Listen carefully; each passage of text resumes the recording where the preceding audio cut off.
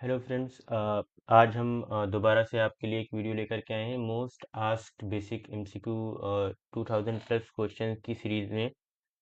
10 question again हम discuss करेंगे और वीडियो शुरू करने से पहले मैं आपको बता दूं कि आप अपना स्कोर पहले खुद एक बार चेक करें। अगर आपका स्कोर 8 या 9 या 10 क्वेश्चन आउट ऑफ 10 आ रहा है तो इसका मतलब आपकी तैयारी बहुत अच्छी है। आप अपने आप को ग्रेड भी कर सकते हैं ए प्लस या ए plus plus.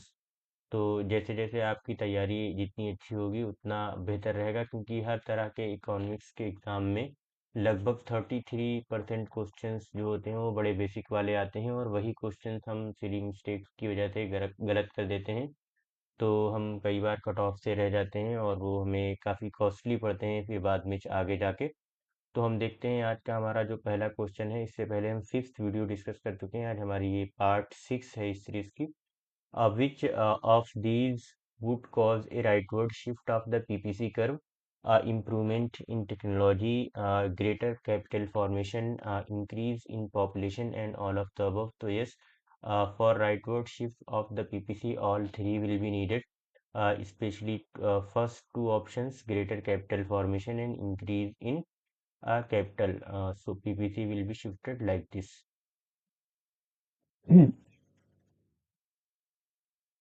So right answer will be D. According to Robbins, means are scarce, undefined, unlimited, all of the above. तो जो लियोनल रॉबिन्स हैं वो मीन्स यानी जो सोर्सेज ऑफ प्रोडक्शन होते हैं, sources of production for producing goods and services, वो क्या होते हैं? स्केर्स, अनडिफाइंड या अनलिमिटेड या ऑल ऑफ द अबव। तो जो सोर्सेज ऑफ प्रोडक्शन या मीन्स जो होते हैं वो हमारे स्केर्स यानी कि लिमिटेड होते हैं।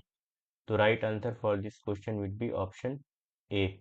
हमारा नेक्स्ट क्वेश्चन है, under a free economy prices are regulated, determined through free interplay of demand and supply, partly regulated and none of the above. तो हमारा जो राइट आंसर है वो ऑप्शन बी हो जाएगा। रेगुलेटेड होते हैं सोशलिस्ट इकोनॉमी में, और जो पार्टली रेगुलेटेड होते हैं वो मिक्स्ड इकोनॉमी में होते हैं, क्योंकि इसमें पब्लिक और प्राइवेट की पार्टनरशिप होती है दोनों की। A study of how increase in corporate income tax rate will affect the natural unemployment rate is an example of which? Microeconomics, descriptive economics, microeconomics, and normative economics. So we know that we study about these things in macroeconomics. So right answer will be macroeconomics. What does it indicates if a point falls inside the production possibility curve? अगर आपका कोई production possibility curve है इस तरीके से, और वो production PPC curve के ऊपर ना हो करके इनसाइड द पीपीसी कर्व होता है, सपोज यहाँ पर, तो आप ये सपोज ये यहाँ पर कुछ ना कुछ प्रोडक्शन हो रहा होगा,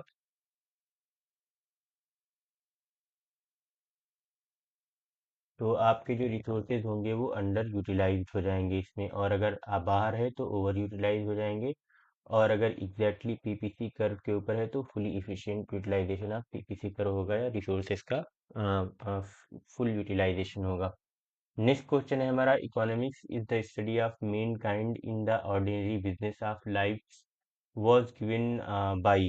ये किसने दिया था? तो हम जानते हैं sir, it was given by Alfred Marshall. Next question है हमारा, the branch of economic theory that deals with the problem of allocation of resources is, allocation of resources से कौन सी इकोनॉमिक थ्योरी डील करती है? तो हमारी है माइक्रो इकोनॉमिक्स।